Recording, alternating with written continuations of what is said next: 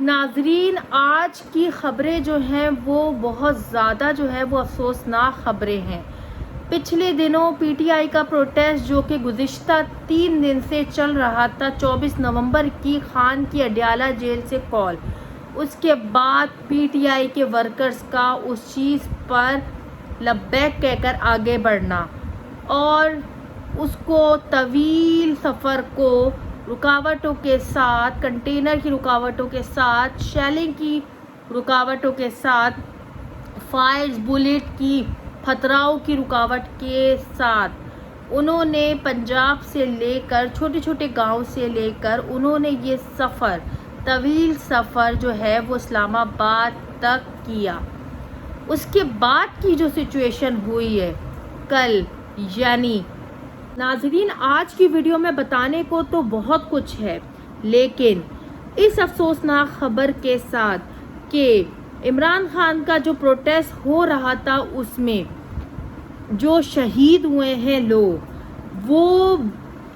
ان کی جو تعداد ہے وہ تقریباً 30 تک ہو گئی ہے۔ جی ہاں، میڈیا رپورٹ کے مطابق ابھی فی الحال 30 تک ہے، لیکن سننے میں آیا ہے کہ اس کی تعداد بڑھ بھی سکتی ہے۔ آج کی پوری ویڈیو میں آپ کو بتاؤں گی کہ حکومت کی اس میں کیا کارکردگی رہی اور عمران خان کی جو سپورٹرز تھے، بشرا بی بی اور جو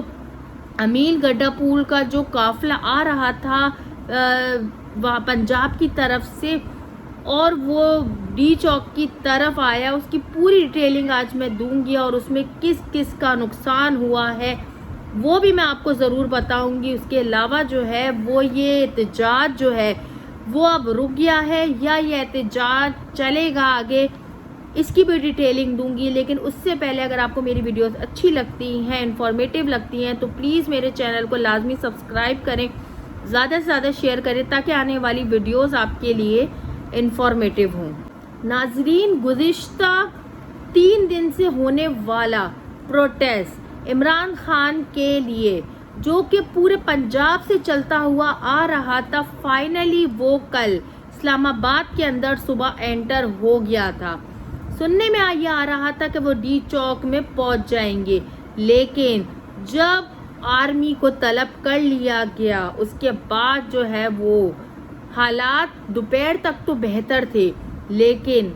جب انہوں نے فیصلہ کیا کہ ہم ڈی چوک کی طرف جانا شروع کرتے ہیں تو اس وقت یہ معاملہ آیا کہ 9 بجے کے بعد وہاں کی ساری لائٹس کو آف کر دیا گیا۔ اس کے علاوہ وہاں کی میڈیا کے نمائندوں اور ان کی گاڑیوں کو بھی بول دیا گیا کہ اب آپ لوگ وہ منظر عام سے یہاں سے چلے جائیں۔ ڈی چوک کے پاس والی جتنی بھی ریڈ زون کی جو بلڈنگز ہیں، قریب کی بلڈنگز ہیں، ان کو بھی خالی کروا دیا گیا۔ مطلب یہ تھا کہ آپریشن وہاں پر شروع ہونے والا تھا۔ اس کے بعد جب وہاں پہ لائٹس آف کر دی گئی تو وہاں پر وہ ڈی چوک پہ جب بشرا بی بی اور علی گنڈا پور کا قافلہ وہاں پہ پہنچا تو اندھا دھند فائرنگ شروع ہو گئی، رینجرز کی طرف سے، پولیس کی طرف سے۔ اتنا خوفناک منظر وہ وہاں کے جو عینی شاہدین ہیں وہ یہی ان کا کہنا ہے کہ اتنا خطرناک منظر ہم نے فلسطین میں دیکھا تھا، سنا تھا کہ ٹی ویز میں کہ کس طرح اسرائیلی جو لوگ ہیں وہ اٹیک کر رہے ہیں اور فلسطین کس طرح بھاگ رہے ہیں۔ کل رات میں وہی سیم خوفناک منظر ہم نے اپنی آنکھوں سے دیکھا، کس طرح اندھا دھند فائرنگ ہو رہی تھی وہاں پر اور لوگ وہ اپنی جانیں بچا کر بھاگ رہے تھے۔ خیر، کل رات میں یہ بہت خوفناک واقعہ پیش آیا جس کے نتیجے میں وہ بہت سے لوگ، متعدد افراد وہ زخمی ہوئے ہیں، بہت نقصان ہوا ہے، گاڑیوں کو آگ لگائی گئی ہے، شیلاؤ گراؤ، شیلنگ، ہر طرح کی وہاں پر افراتفری کا عالم تھا، طرح کی وہاں پر کارروائی کی گئی ہے۔ اس کے علاوہ میں آپ کو بتاتی چلوں کہ بہت زیادہ برا حال تھا۔ اس کے بعد علی گنڈا پور اور بی بی وہ منظر عام سے غائب ہو گئی۔ جی ہاں، دوسرا اگر ہم پہلو دیکھیں تو عوام کو وہاں پر چھوڑ کر وہ لوگ اپنی جان بچا کر وہاں سے فرار ہو گئے۔ اب یہ نہیں پتا کہ اس کے پیچھے کہانی کیا ہے، لیکن مجھے ایسا لگتا ہے کہ اتنی عوام جو آپ کے پیچھے کب سے، وہاں سے جو غریب عوام ہے، جو کہاں سے چھوٹے چھوٹے علاقوں سے آئے ہیں، وہ آپ کے ساتھ اور آپ کے اوپر جو ہے وہ بیعت لے کر آگے کی طرف بڑھے ہیں، خان کی رہائی کا نعرہ لگاتے ہوئے آپ کے ساتھ بڑھے ہیں، اور اس کے بعد آپ نے ان کو کوئی آرڈر جاری نہیں کیا. ٹھیک ہے، اس وقت ایسا مرحلہ تھا، اس وقت ایسی اندھا دھند فائرنگ ہو رہی تھی کہ کوئی بھی ہوتا وہاں سے بھاگتا، لیکن ایٹ لیسٹ آپ کو اپنے لوگوں کو بولنا چاہیے تھا کہ آپ لوگ جو ہے کوئی نہ کوئی کال دیتے، یا آپ لوگ کو جو ہے بشرا بی بی اور علی گنڈا پور جو کہ اس پورے قافلوں کو لیڈ کر رہے تھے، ان کو جانے سے پہلے اس بات کو بولنا چاہیے تھا کہ آپ لوگ جو ہے وہ یہ احتجاج کو یہیں پر ہم ملتوی کرتے ہیں، یا ہم یہیں پر ختم کرتے ہیں ابھی فی الحال، تاکہ لوگوں کی وہاں پر جانیں تو بچتی. کیونکہ وہاں پر اس طرح اندھا دھند فائرنگ ہو رہی تھی، کتنے لوگوں کی جو ہے وہاں پر شہادتیں ہوئی ہیں، کتنے لوگ زخمی ہوئے ہیں، مائیں اپنے بچوں کو لے کر بھاگی ہیں وہاں سے. کیا ہو کا عالم ہوگا، آپ خود سوچیں.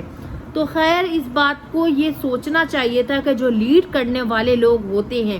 ان کے اوپر ساری قافلے کی ذمہ داری ہوتی ہے کہ وہ قافلوں کو کس طرح لے کے چلیں، کیونکہ ان کے اوپر ذمہ داری تھی سارے قافلوں کی جان کی، کیونکہ وہ اپنی اس کے لیے لے کر آ رہے تھے، لیڈ کرتے ہوئے لے کے آ رہے تھے. تو اس پہ جو ہے وہ ان کے اوپر جو ہے وہ یہ ذمہ داری بنتی تھی کہ وہ اپنے کارکن کو، اپنے لوگوں کو، وہاں پہ غریب عوام جو آئی ہوئی تھی، جن کے پاس جو ہے وہ کچھ بھی نہیں تھا بیک اپ میں، اور وہ صرف ایک آواز پہ ہے وہ طویل سفر کر کے وہ لوگ آئے، اور اس کے بعد ان کے ساتھ اس طرح کا سلوک ہوا پروٹیسٹ کرنے پر. تو یہ قابل مذمت ہے. بہت زیادہ ریاست نے مطلب جو بے ایمانہ سلوک کیا ہے، تو یہ بہت قابل مذمت ہے. لیکن عوام کو بھی چاہیے تھا کہ اس چیز پر جو ہے وہ ایکشن لیتی. میں آپ کو بتاتی چلوں کہ جو میڈیا پہ باتیں بتائی جا رہی ہیں کل رات کے بارے میں، وہ صرف 30% بتائی جا رہی ہیں. جو اصل میرے پاس اپڈیٹ آئی ہیں وہ یہی ہیں کہ وہاں پر جو ایسا ماحول تھا کہ فلسطین کی طرح وہاں پر ماحول تھا، اندھا دھند فائرنگ کی جا رہی تھی چاروں اطراف سے. جو لوگ تھے وہاں پر پروٹیسٹر تھے، جو بڑے بڑے اعلی افطان تھے، وہ تو بھاگ گئے وہاں سے. جو بیچاری نیتی جو عوام تھی وہاں پر، جو کتنے دنوں سے وہاں پہ بیٹھی تھی، وہ بیچارے ان سب کی زد میں آ گئے اور شہادتیں بھی موصول ہوئی ہیں.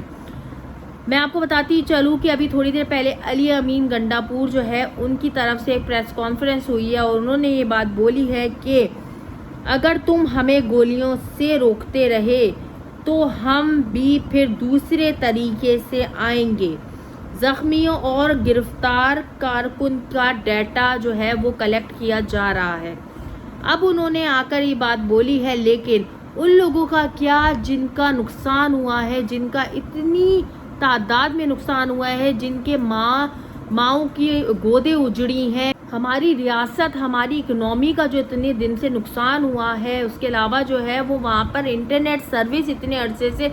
معطل تھی، اتنے دن سے معطل تھی، راستے بند تھے، لوگوں کی جانیں گئی ہیں، کتنا بڑا نقصان ہوا ہے وہاں پر. تو اس کا خمیازہ کون بھگتے گا؟